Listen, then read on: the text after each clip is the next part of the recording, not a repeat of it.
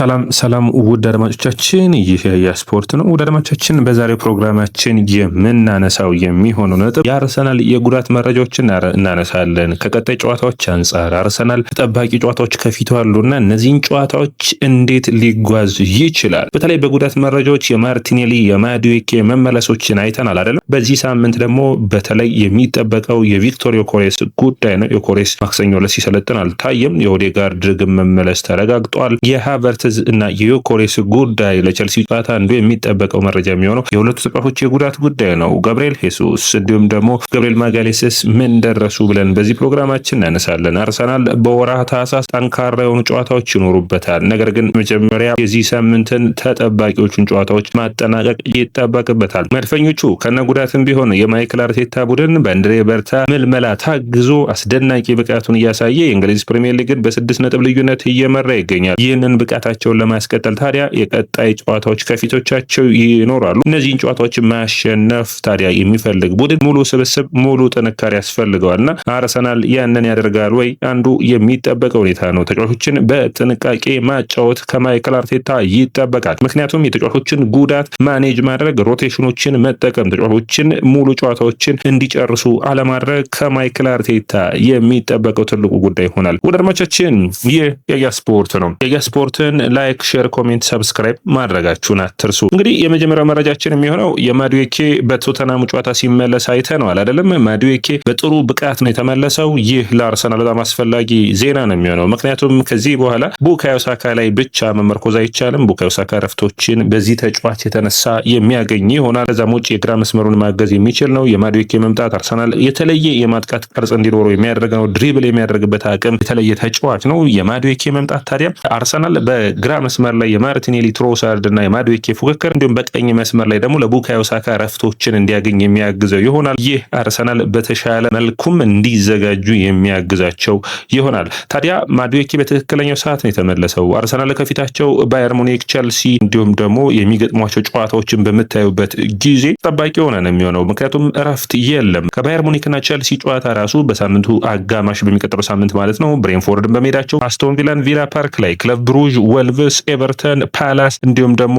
ብራይተንን እና አስቶን ቪላን እስከ ጥር ወር ድረስ የሚገጥሙ ይሆናል። ታዲያ እነዚህ ተጠባቂ ጨዋታዎች ጠንካራ ፉክክርን የሚያደርጉባቸው ይሆናሉ ተብሎ የሚጠበቁ ናቸው። ወደ አድማቻችን እዚህ ጋር መነሳት የሚጠበቅበት አርሰናል በየሳምንቱ ቡካዮ ሳካን ማሰለፍ አይኖርበትም። ማዱዌኬንም እድል ሊሰጠው የሚጠበቅ ነው የሚሆነው። ሌላኛው መነሳት የሚጠበቅበት ነጥብ ብዬ የማስበው የማርቲኔሊ ከጉዳት መመለስ ነው። የማርቲኔሊ ከጉዳት መመለስ አርሰናል በተለይ በአውሮፓ ቻምፒዮንስ ሊግ ጨዋታዎች ከዛም ውጭ ደግሞ ፍጥነት ለሚጠይቁ ከተቀያሪ ወንበር እየተነሱ ጨዋታዎችን መቀየር ለሚፈልጉ ሁኔታዎች ማርቲኔሊን አርሰናል የሚናፍቀው ይሆናል። ማርቲኔሊ በአውሮፓ ቻምፒዮንስ ሊግ 3 ጎሎች አሉት። በእንግሊዝ ፕሪሚየር ሊግ የማንቸስተር ሲቲ ጨዋታ ላይ ተቀይሮ ገብቶ ጎል ያስቆጠረበትን አጋጣሚ መረሳት የለበትም። ከዛም ውጭ ማርቲኔሊ አስፈላጊ ሲሆን የአጥቂ መስመሩንም የመሰለፍ ዕድል ይኖረዋል። ከተከላካይ ጀርባ የሚሮጣቸው ሩጫዎች ለማርቲኔሊ አስፈላጊ ያደርገዋል። አሁን ከጉዳት ተመልሷል። ስለዚህ ይህ ተጫዋች አንዱ የሚጠበቅ ነው የሚሆነው። በተለያዩ ቦታዎችን መሰለፍ መቻሉ አርሰናል ውጤታማ ያደርገዋል። በተለይ የቪክቶር ዮኬሬስ እና የሃቨርትዝ በቅርብ የማይመለሱ ከሆኑ ማርቲኔሊን አንዱ ተመራጭ ተጫዋች አድርጎ መጠቀም የሚቻል ነው። ምክንያቱም ሳጥን ውስጥ ምን እንደሚሰራ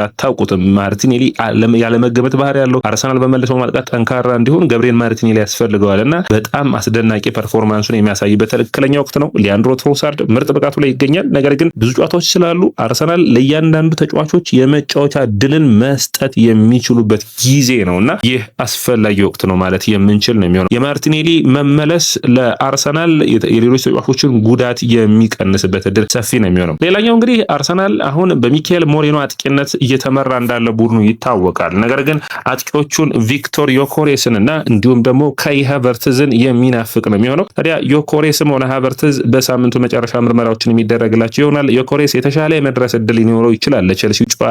እንግዲህ የዮኬሬስ መመለስ ለአርሰናል የጨዋታ ቅርጽን እንዲሁም ደግሞ በተከላካይ መስመሮችን በሚገባ መበተን እንዲችሉ ማጥቃቱን መለጠጥ የሚችል አስደናቂ ተጫዋች ነውና የሱን መመለስ አርሰናሎች ይፈልጋሉ። ታዲያ ሃቨርትዝም ብዙ ሩቅ አይደለም ከጉዳቱ። ስለዚህ ሃቨርትዝም እንግዲህ በታህሳስ ወር መጀመሪያ አካባቢ ማለትም ለአስቶን ቪላው ጨዋታ የመድረስ እድል ሊኖረው ይችላል። ቀጣዮቹ 2 እና 3 ጨዋታዎች ሊያልፉት የሚችሉበት እድል ይኖራል። ስለዚህ የዮኬሬስና የሃቨርትዝ መመለስ ደግሞ የአርሰናልን የአማካይ መስመር የሚያግዘው ይሆናል። ሚካኤል ሞሬኖ በተለይ ከዙብሜንዲ ጋር እየተጣመረ በተለይ ደግሞ ዲክላን ራይስን እረፍት ሊሰጥ የሚችልበት እድል ይኖራል። ስለዚህ እንደ ስብስብ እያንዳንዱ ቦታ የተጎዱ ተጫዋቾች መመለሳቸው ትልቅ እድል ነው የሚሆነው። በተለይ በተከላካይ መስመር ላይ አርሰናል ያደረገው ሂደቶች ውጤታማ ሆኗል አይደለም። ገብርኤል ማጋሌስ ሲጎዳ በጥሩ ሁኔታ የሸፈነው ሂንካፒ አለ። ከዛ ውጭ የካላፊዮሪ ጥሩ ብቃትም እንግዲህ በሉዊስ ስካሊ ከተቀያሪ ወንበር እየተነሳ የተሻለ ፐርፎርም እንደሚያደርግ የምታዩት ነው የሚሆነው። ስለዚህ አርሰናል የተጫዋቾችን ማፈራረቁን መቀጠል ከማይክል አርቴታ የሚጠበቅ ነው የሚሆነው። በተለይ የቪክቶር ዮኬሬስ ከነዚህ ሁሉ ጉዳቶች በጣም አስፈላጊው ይመስለኛል። አርሰናል በተለይ አሁን የሚያገኛቸው የባየርንና የቼልሲ ሳይሆን ከነዛ ቀጣይ ያሉት ጨዋታዎች የብሬንፎርድ፣ የአስቶን ቪላ፣ የክለብ ብሩዥ፣ ወልቭስ አይነት ጨዋታዎች የዮኬሬስን አጥቂነት ይፈልጋሉ።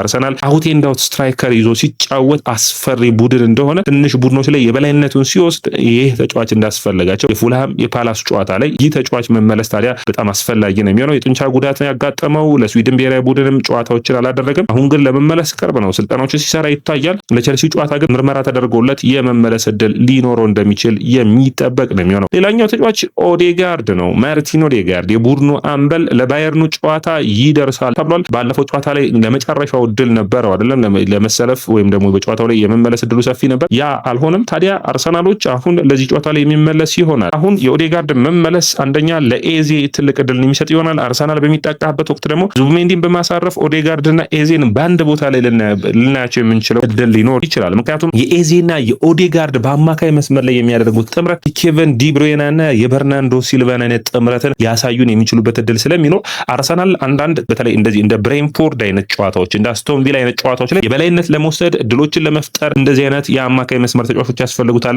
እንደዚህ አይነት ተጫዋቾችን ልናይ የምንችልበት እድል ሰፊ ሊሆን ይችላል። የኦዴጋርድ ከጉዳት መመለስ አርሰናልን በተለይ በፕሬሲንጉ ረገድ እንዲሁም ብዙ ቦታዎችን ብዙ ስፔሶችን በማካለል ረገድ አርሰናልን በሚገባ ማገዝ የሚችለው የተሻለው ተጫዋች እንደሆነ የምታውቁት ነው። ኤዜ ከኦዴጋርድ በተሻለ ጨራሽ ሆኖ ይታያል። ሹቶ የሚያደርጉበትን 10 ቁጥር ቦታ ላይ በሚገኝበት ሰዓት ደግሞ አርሰናል ትክክለኛ ገንዘብ እንዳወጡበት ከጊዜ ወደ ጊዜ እያሳየ እንዳለ የሚታወቅ ነው። ሌላኛው የገብርኤል ማጋሌስ ጉዳይ ነው። ገብርኤል ማጋሌስ ድጋሚ ምርመራ የሚደረግለት ይሆናል። ለጥር ወቅት ጨዋታዎች በተለይ አርሰናል ወደ ሊቨርፑልን በሜዳው ለሚያስተናግድበት ጨዋታ የመድረስ እድል እንዳለው መረጃዎች ያሳያሉ። የሃቨርትዝ ሁኔታ በሚቀጥሉት ጊዜያቶች አንዱ የሚጠበቅ ይሆናል። አርሰናል ባልተጠበቀ ሁኔታ ጥሩ ዜና ያጋጠመው የሄሱስ ነው ብዬ አስባለሁ። ሄሱስ ከተገመተው ጊዜ ቀድሞ ደርሷል ማለት ይቻላል። በሚገባ ስልጠናዎችን እየሰራ ነው የሚገኘው። ይህ ታዲያ ለአርሰናል በጣም ትልቅ እድል ነው የሚያመጣው። ሄሱስ በአካል ብቃት ረገድ ዝግጁ ነው። ነገር ግን የኤሲኤል ጉዳት ደግሞ አጋጥሞታልና ከኤሲኤል ጉዳቱ ማገገም ይጠበቅበታል። የኤሲኤል ጉዳቱን እንዴት ያገግማል ካላችሁኝ አሁን ሙሉ በሙሉ ስልጠና አለው። ነገር ግን አርሰናል ማይክል አርቴታ እንደተናገረው ለሱ ተብሎ ጨዋታዎችን ያዘጋጃል።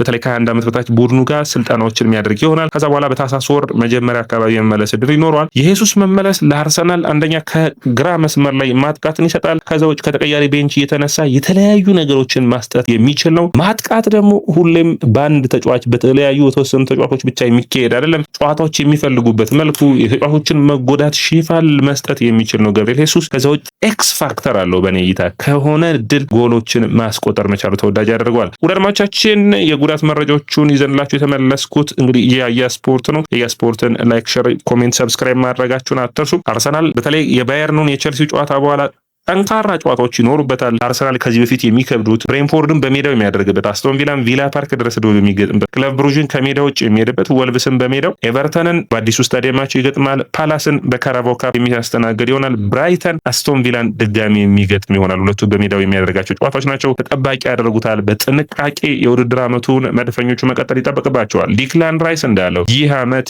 የኛ ዓመት ነው ብሏል። አርሰናል እውነት ዋንጫውን ያሳካል ወይ የምናየው ይሆናል። ወደ አድማቻችን የስፖርትን ላይክ፣ ሼር፣ ኮሜንት፣ ሰብስክራይብ ማድረጋችሁን አትርሱ።